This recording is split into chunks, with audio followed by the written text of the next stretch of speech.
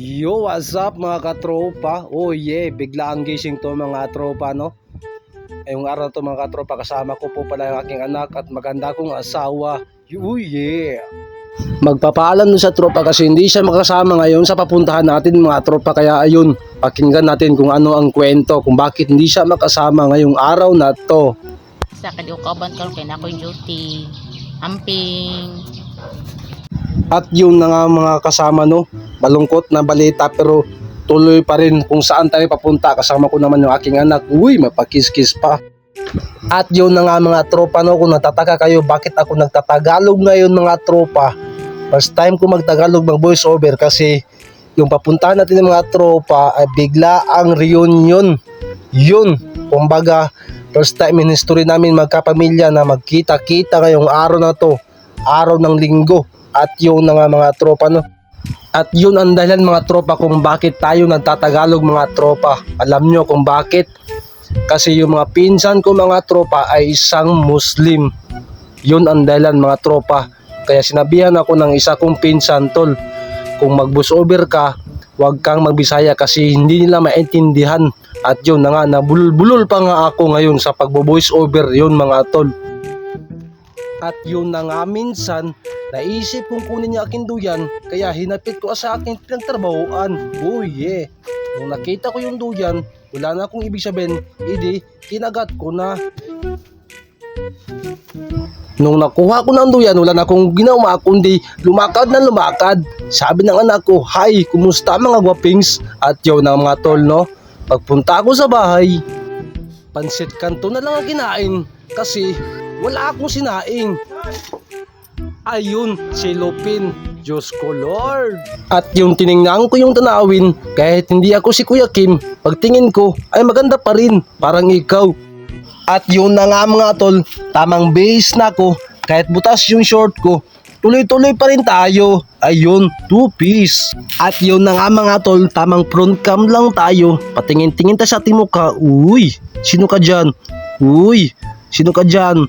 Paki-comment lang kung sinong kamukha ako. Okay lang kahit si Lumia. Goals na yun. Ang importante, masaya tayo pareho. Bye.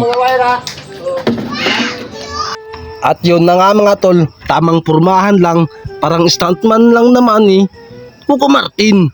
Alam niyo ba kung sino si Coco Martin? Yung probinsyanong tanggol ba? Ayun ba? At yun na nga mga tol, tamang base na tayo.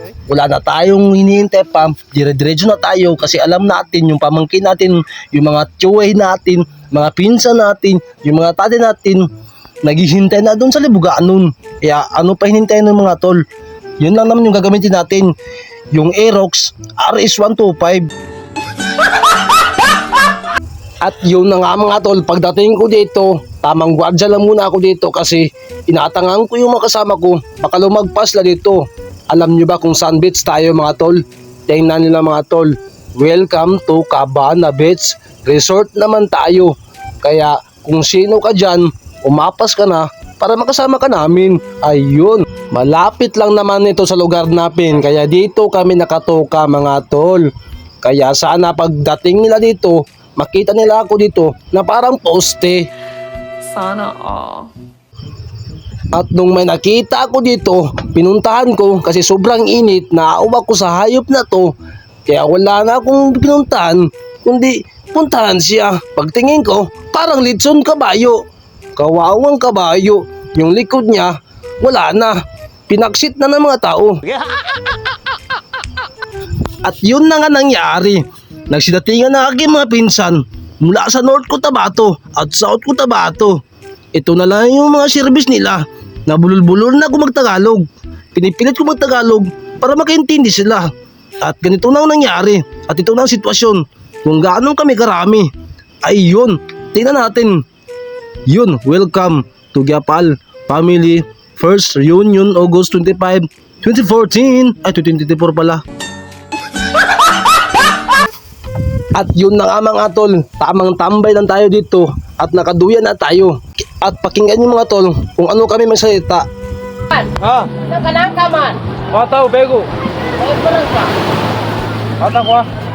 At yun na nga mga tol, yung salitang yun ay tawag sa amin ay isang Maguindanao. Islam din kami pareho. Katulad ng Maranaw, Iyakan, Kalagan, Kaulo.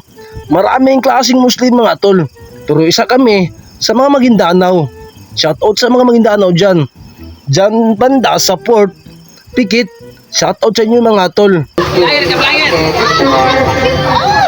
Picture, mga vlogger. Wala daw. Hoy, bagawin, mamba. Ganyan sila magsalita mga tol.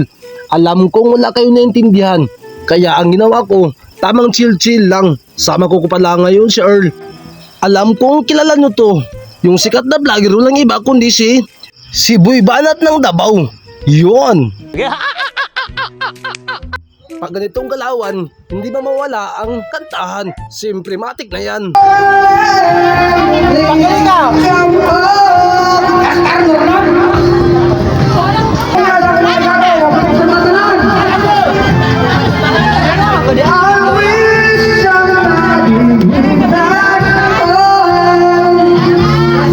At siyempre, hindi mapapahuli itong pinsan kong si Mokhtar kung pakinggan nyo kung gaano sila kaganda at kabibo dito.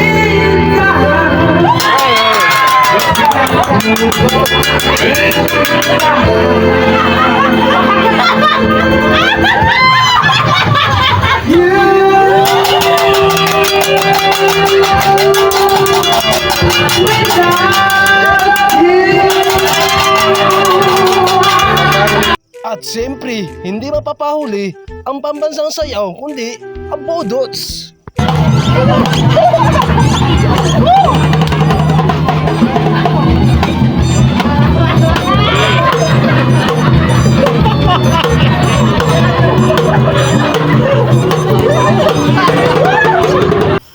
At doon na nga nagtapos mga tol ang ating kasiyahan ngayong araw na to. Pero nagpapasalamat pa rin ako sa kapamilya ko doon mga tol, no. Ang layo-layo ng Port Pikit mga tol, pinuntahan lang kami dito para magkasama-sama kami mga kapamilya. Kaya ayun mga tol, iniisa-isa ko na sila mga tol para mauna na kami umuwi ng anak ko kasi may pupuntahan pa tayo mga tol, no. Alam nyo yan, napakalungkot isipin no mga tol. Sa ilang taon, isang beses lang kami no kikita kasi ang layo ng lugar namin mga tol, no. So ayun na nga mga tol, iniisa-isa ko na yung mga pinsan ko mga tol, no.